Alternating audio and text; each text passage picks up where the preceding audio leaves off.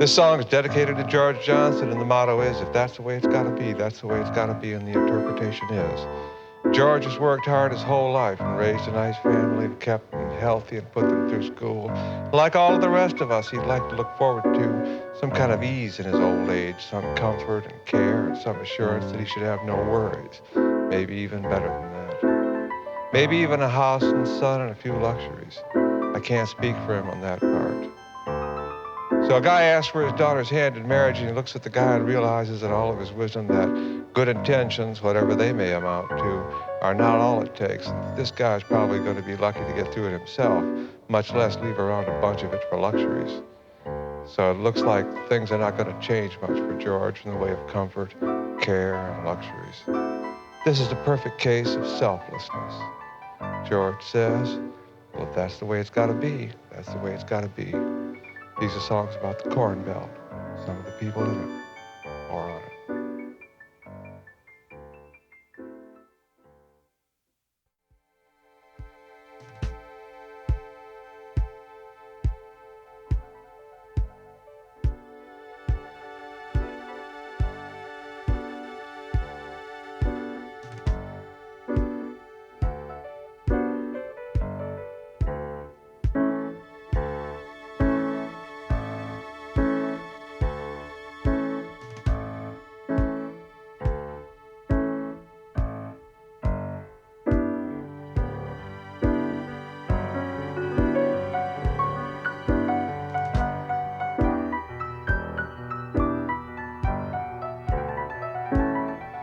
He takes himself seriously. Hotel rooms have lost their punch for him. Feeling is expressed in bags. There are two, and inside those two there are two more. It's not an easy situation. There's something like abandon in the air. There's something like the feeling of the idea of silk scarves in the air.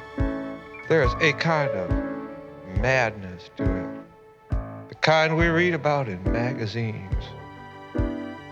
One of the bags contains a bottle of liquor, a sure sign of thoughtfulness about who one might have been. He pours himself a small drink in a fluted plastic glass sans ice. He thinks to himself, if I were from the big town, I would be calm and debonair. The big town doesn't send its riffraff out. He sits on the bed, both feet on the floor. He studies the ashtray and tries to rule out preference. Preferring over not preferring. But he prefers gravity over what other state. Preferring, in this case, Earth. The Earth, as they say. Preferring some states over non-states. Now he grips himself with determination, even knowing that it causes sadness. He is determined to be what? He is determined to be serious. Not for the first time, not for the first time there is a feeling of a mistake. But too late, he has arrived, and there are rooms, and all rooms are not the same. Some better than others, obviously. A better view, a better layout, better shower, softer bed, not so far from noise, more like home, etc., etc. Very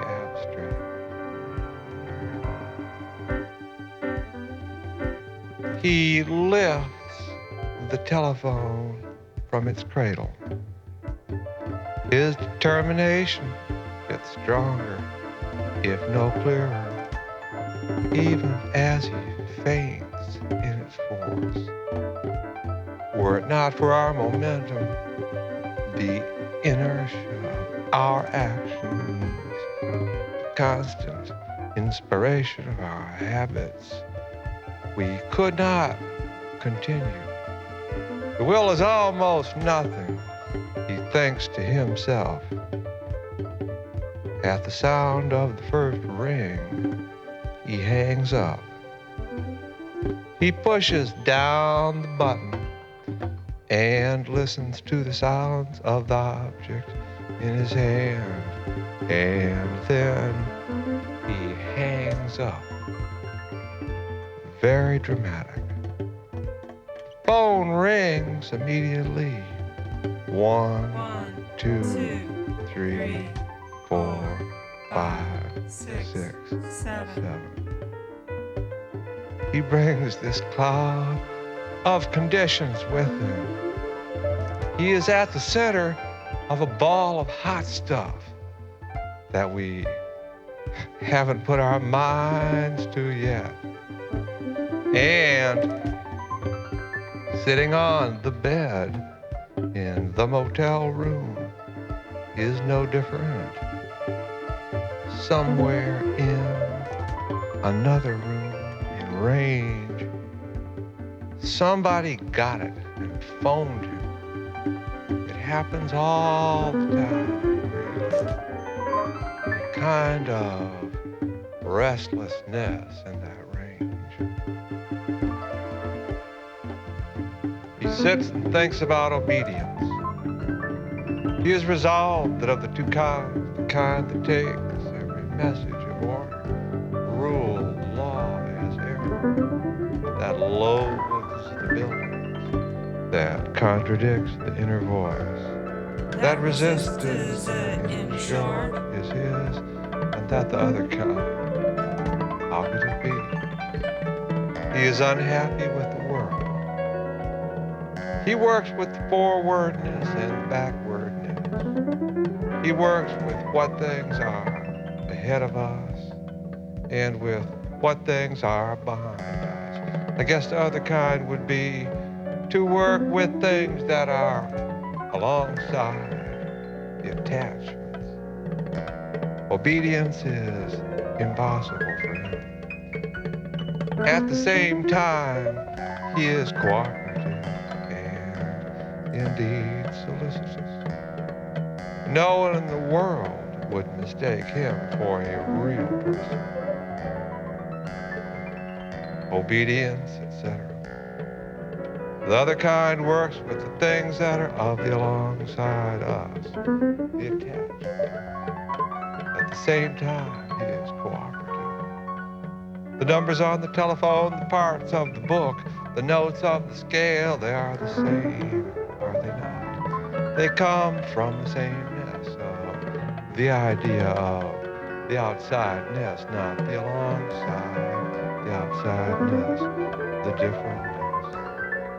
It is a problem, being cooperative and at the same time refusing obedience, carrying the load of the idea of differentness. He wants. He handles himself in the morning. It's just like for every other man. The fantasy is the distance, the reluctance, the reticence, the otherness. The fantasy is the uncleanness. So getting up gets to be a problem for a sensitive person like him. The problem is to run that gauntlet again. Remove problem, remove gauntlet, remove run. Remove is to, remove the, remove that. Leave this, make this, whatever. He lights the motel room with a slightly blue body light. When he is alone, he forgets sometimes to walk. He just moves. Sometimes they touch and sometimes they don't. And everything in between. As sometimes He forgets to combine talk with thinking and just things or just talks. Especially, I think, it happens in those rooms. Who knows why? The way it disconnects from what's just outside is predictable, is it not so? It never stops being a mystery. We have talked about it. When he says hello, you hear a long whining sound, which is his voice and the hello. It is as different from whatever the way one might remember as the sound cat would make. He is not unusual in things like that. He is absolutely uninhabitable. A thankless star, rose star, remove thankless, remove a place with. He has a special way of speaking, but it seems only to make him like other men. This is one place, and here every kid is out. So where you going? Huh? Well, sometimes we don't see the guns. Sometimes, yeah. Sometimes, no. The town ain't always references to down and up. I'm from Des Moines. I'm from somewhere. Missed my chance. Didn't even see it. Thought it was a threat to house and home. Why don't you come up to the big town? No thanks. Looking back, didn't get the up and down. How could I have missed it? Get a grip on yourself, he says. Working against time is another thing, he says. Here I am working against time. Pencil fairly flies as he makes out his simple request for breakfast.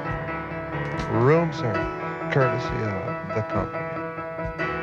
This is a record. I am sitting on a bench next to myself.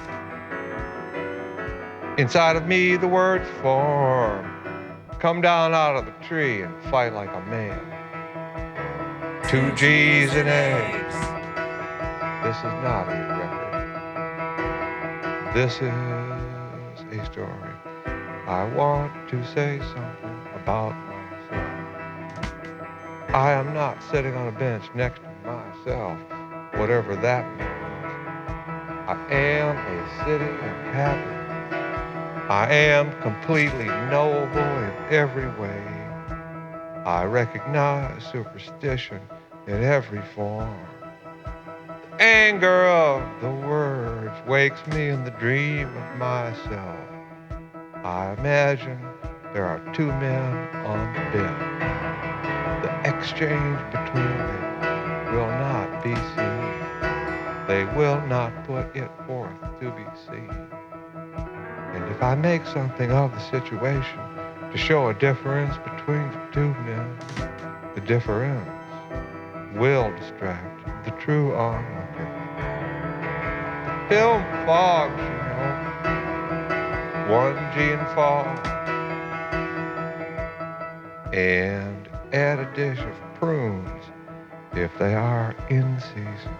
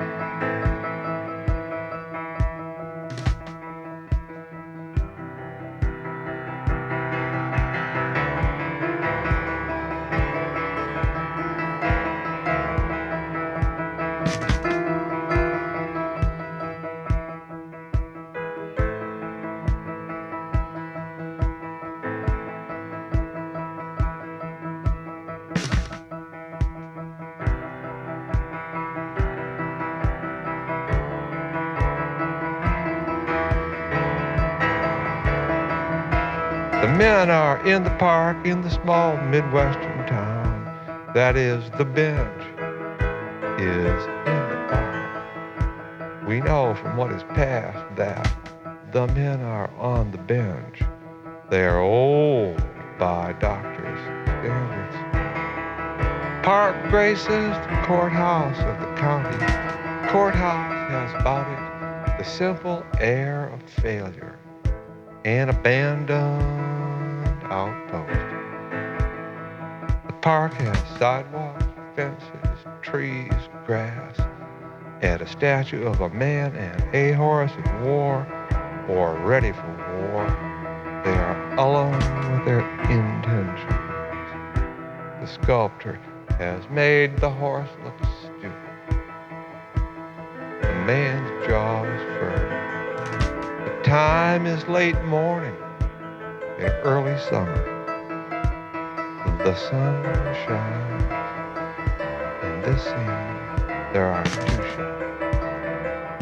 The park and all its details, frozen in time, broken on the right edge, sometimes up to 2/3 across the frame by the body of a person very close, blurred, moving almost rhythmically. We have just begun, and already we are stuck, working against time, as they say. The camera is obsessed with what it sees. The park, the ragged edge. Nothing moves except the edge. The edge moves. It's as if there is no other place. His mind races. 1G in fogs, 2Gs in eggs. When the two men spoke, they spoke about permanence and impermanence. They noted that there were certain things which were impermanent and other things to which the term impermanence did not apply. Thus, they came to make a great division between that which is impermanent and that which is permanent. Everything in the transitory category turned out to be particulars of our existence, and these were divided into physical, mental, and others, which were neither physical nor mental.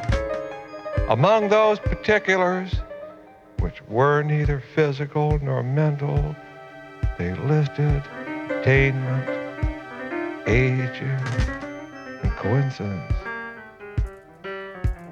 On the permanent side of this great division of reality was a notion they referred to as space. And by that term, they meant neither conceptual space nor space as given by our senses. They meant connections. They decided that such space is irreducible and not transitory, and that it exists as long as one is alive. They wondered naturally what becomes of it. This impasse is no help at all. Consider his situation. For instance, he is expected to be positive and helpful about breakfast. In the order of things, it is more important that she know about the prune than that the shot should change. And what about the problems we see in him? He is still sitting on the bed, both feet on the floor. The small drink in the fluted plastic glass sans ice is hardly touched. The phone has just stopped ringing. In his mind, the two men are frozen in time on the bench. The horse looks stupid. The warrior's jaw is firm. Incredibly slowly, our view begins to slide. His idea is that the transition always takes one by surprise. Always. There is no way to prepare.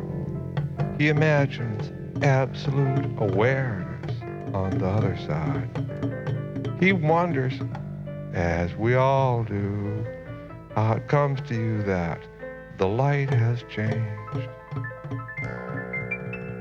We were distracted by the fluid right edge.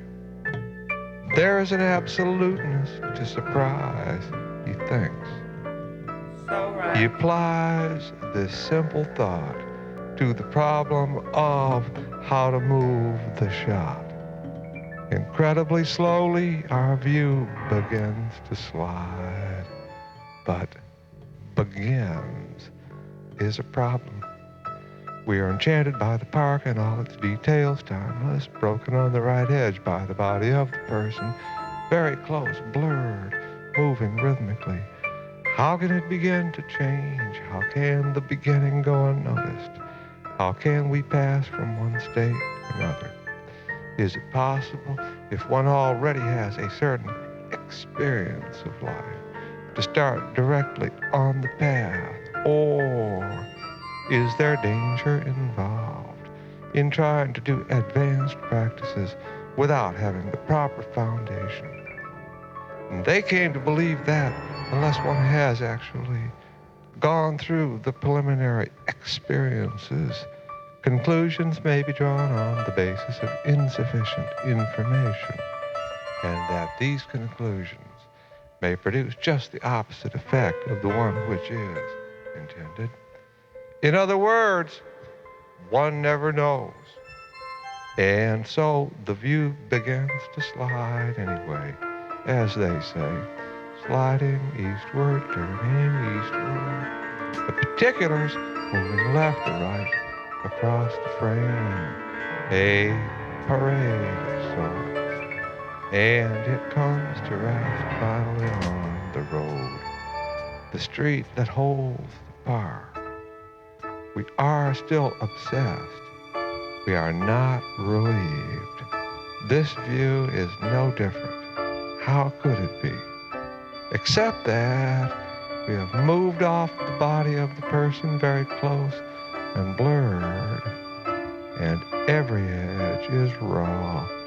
And there is some machine approaching wider than it is high, as they say, a pack of motorcycles, a herd of elephants, a tribe of Bedouins, something from the east, barely moving in a cloud of haze and heat and dust in utmost telephoto gold and green and flat. The idea of the slit, the eye of the needle.